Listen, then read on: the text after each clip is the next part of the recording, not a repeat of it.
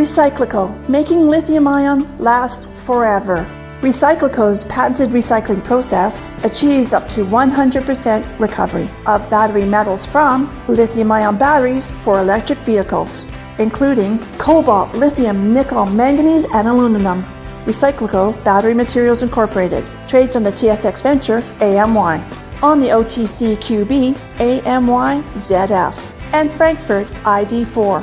For more information, visit recyclicode.com or phone us at 778-574-4444. Recyclico, making lithium-ion last forever.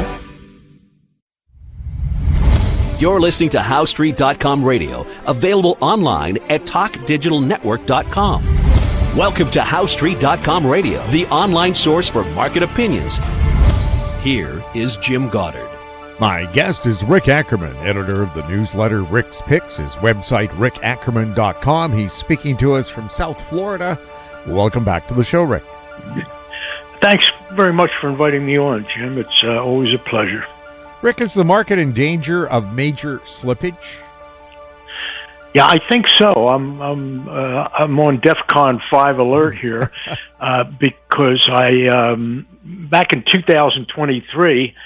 I put out a target on Microsoft at 430.58, and the stock was trading, I think, in the low threes then, but it eventually found its way up to that price about 8 weeks ago, and it's only gotten past it by a couple of bucks so far, so there is that chance that we're making a very important top here. Microsoft, is it the bellwether it used to be?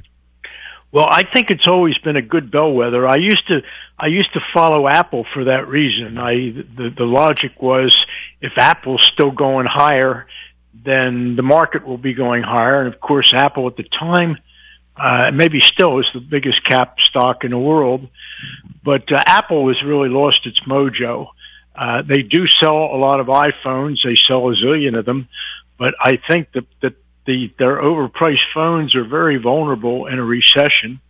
And of course, as an innovator, Microsoft is an absolute has-been. They couldn't innovate their way out of a wet paper bag. So I've sort of switched to Microsoft as the key bellwether. I think it's the best stock now. NVIDIA, they seem at each step of the way to get a lock on the next big thing with their chips, and it's a phenomenal company, but I think it's pretty fully priced. But Microsoft, on the other hand, the price of the stock bears a relationship to earnings that are less storied, let's say, than NVIDIA's potential.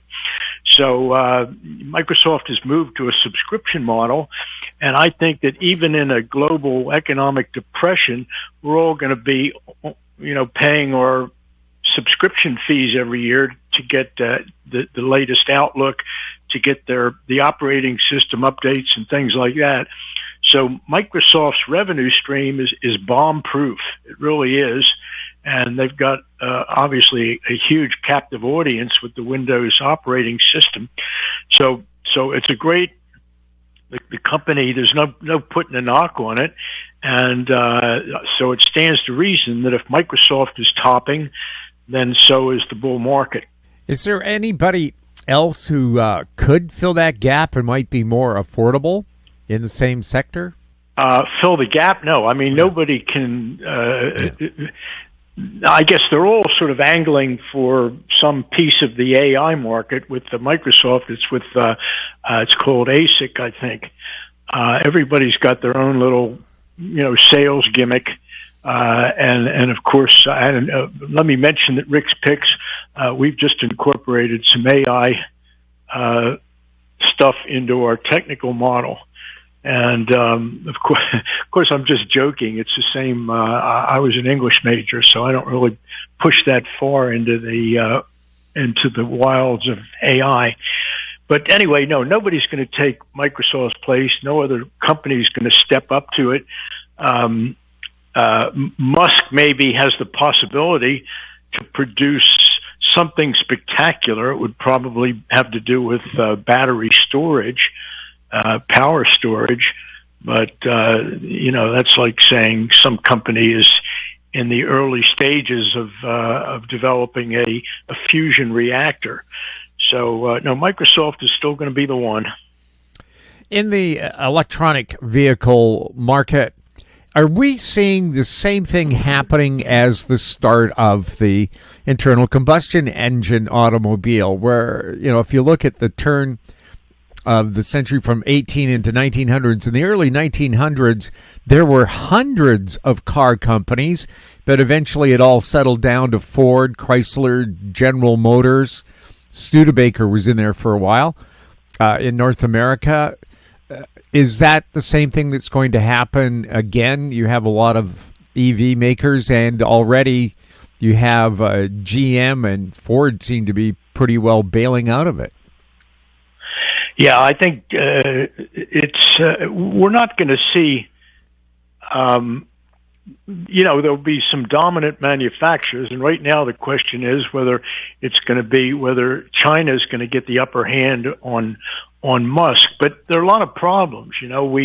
We're at a point in the replacement cycle of the initial Teslas that were sold, where some of the problems are coming to the foreground. Last winter we saw the difficulty of keeping your Tesla charged in very cold places like Chicago, but more critically, you've got a battery disposal problem that's not going to go away. They're going to have to change the composition of the batteries. But most immediately, there's this repair problem.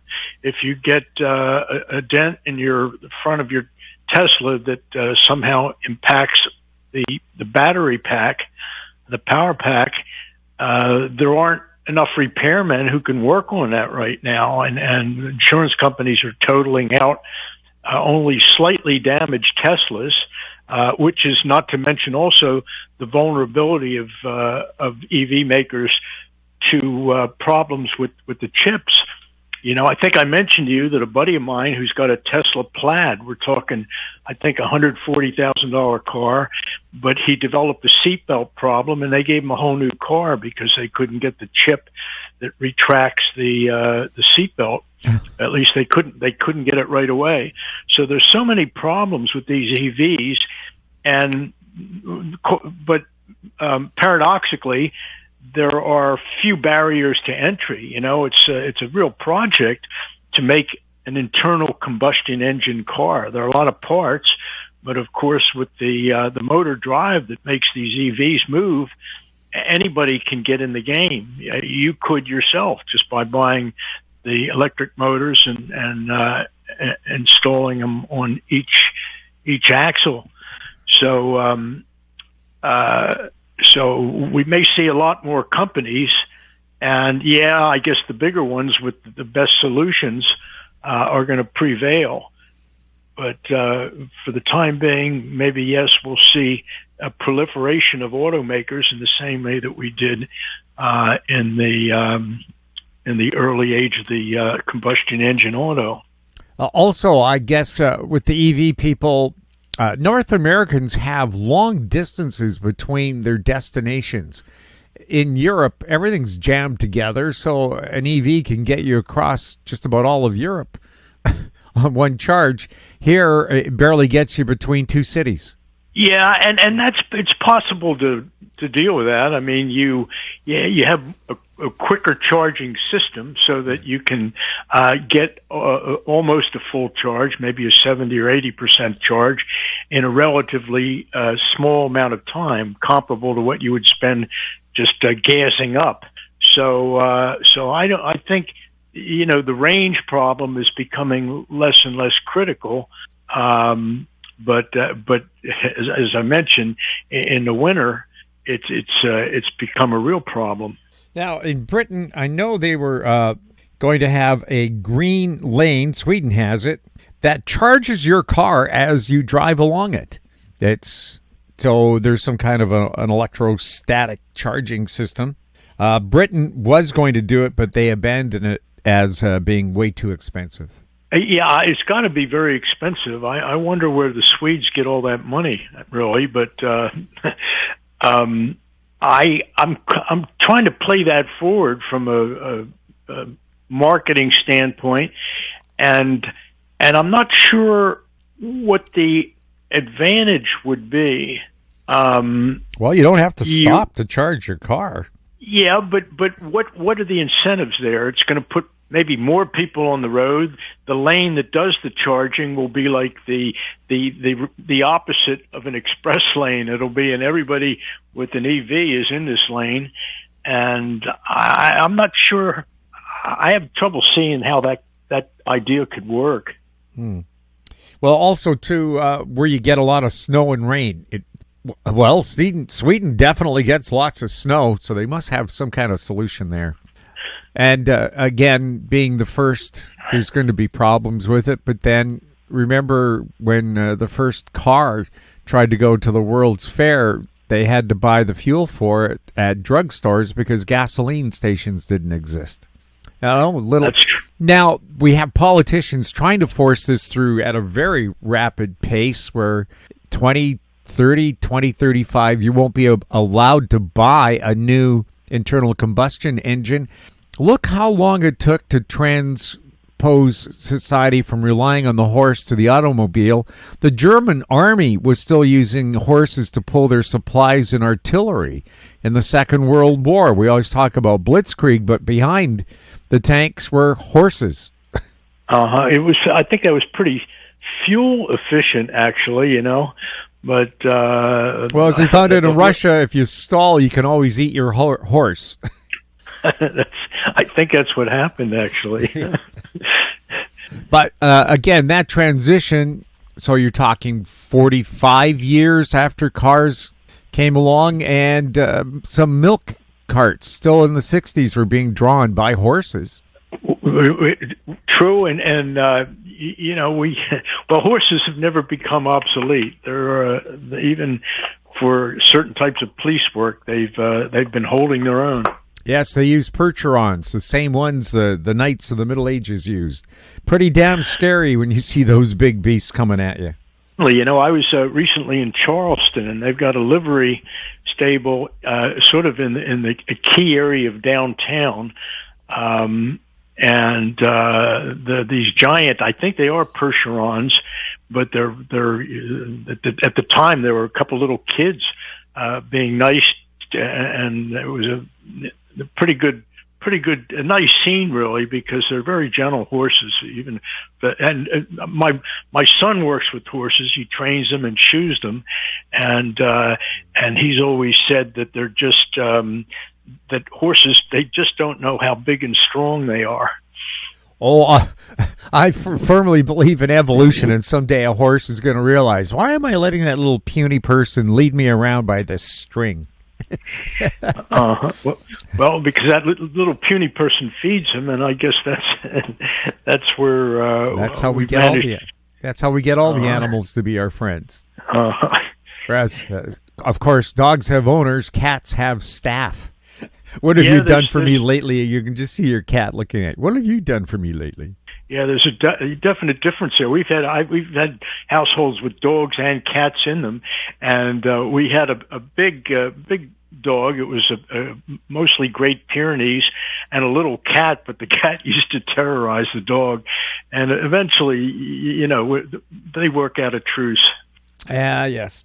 Now, getting into gold, what's going on there? Has it peaked out, or is it still showing long-term strength? Oh, nowhere near peaked. I say that, but I do have a target on June gold. It's not really at the infinity line. It's very finite. It's around 2558, I believe.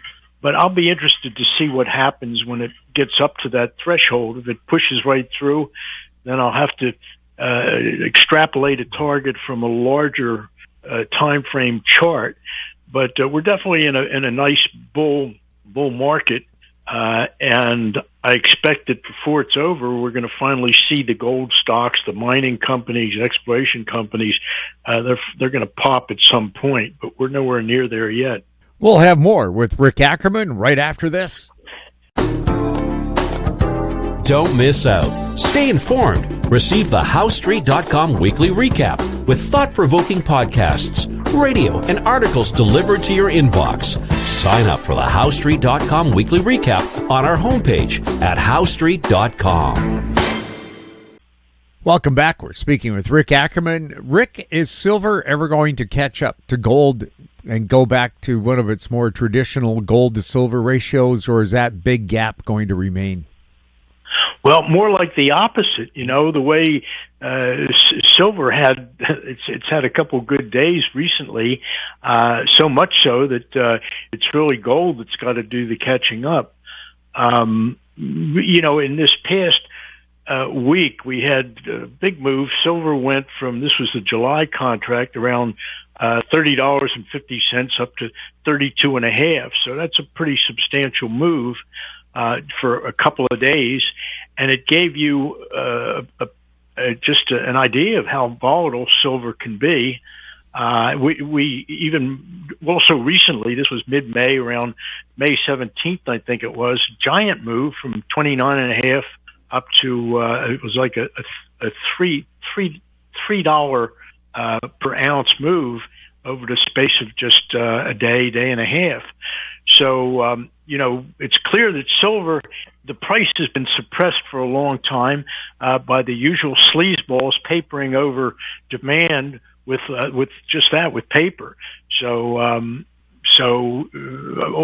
everybody I know who buy silver on a regular basis, the deliveries at times are longer now, and it's a generally known fact that the supply of silver in the hands of dealers is nowhere near the demand right now. So sooner or later, that's going to have its effect, and so silver over short periods, I think, can be a lot feistier than gold. And when it is, it's going to give all the gold bugs this idea about, hey, the bull market is here. So it's becoming more challenging for the sleazeballs to suppress the price of silver. And if it breaks loose, we're going to see a massive bullion rally. Now, we have consumer sales of gold. Costco selling over $100 million worth of gold to its members. Walmart is also selling gold, and you wouldn't think the Walmart crowd was into gold, but apparently even well-off people are feeling the crunch of inflation and are shopping at Walmart. So why not top up the portfolio with some gold while you're getting some affordable socks and underwear? Ordinarily, I would say that's a sign of a top when the likes of Walmart gets in the business of selling bullion.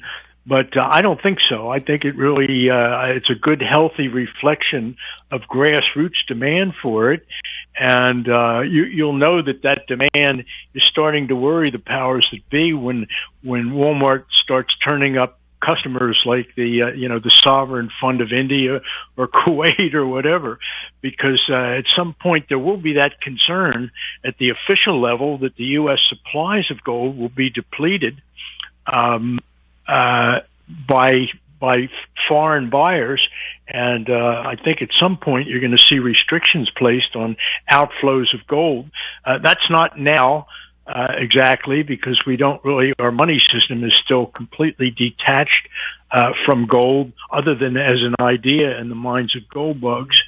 But I think it's predictable that you'll see controls on outflows of gold at some point within the next few years. Apparently there's already a deficit in silver, and it's been growing over the last 4 years. At some point, the demand for silver just won't be met. Yeah, and which means you should be making hay right now. You can go out there right now and buy tons of Morgan silver dollars and things like that. But I would say get them while they last. Now, copper, is it peaking out, or is it showing long-term growth? Well, copper's got a little bit of that AI magic hubris in it, based on the fact that these EVs use a lot of copper. So copper for a while became kind of a meme play, and I don't know whether it was I say this jokingly, the Robin Hoodies who were driving the global price of copper higher. But I'm going to look at a July chart here of high grade copper, and let's see what we can see. It's had a pretty spectacular uptrend. Keep in mind that the rally in copper began from about $2 and $2.20 a pound back in the day one of the COVID era, which was March of 2020. So we had an enormous rally. Copper went as high as $4.70 a pound over the next 2 years. And it pulled back quite a bit over 2022.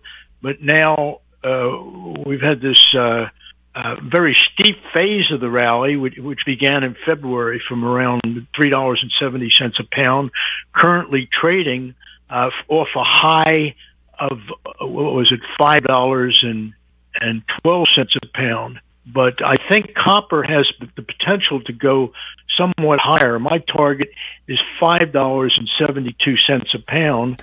The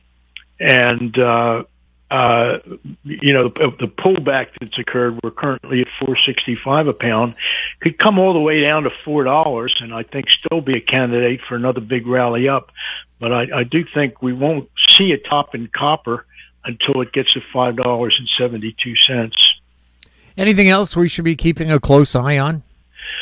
Well, just what I mentioned earlier. I think we're in a very precarious place right now. I was looking at the diamonds. That's an exchange-traded fund for the Dow, and at the beginning of the day, or last night, I guess, it was sitting right on a key support, and it looks like it's going to break through that support today.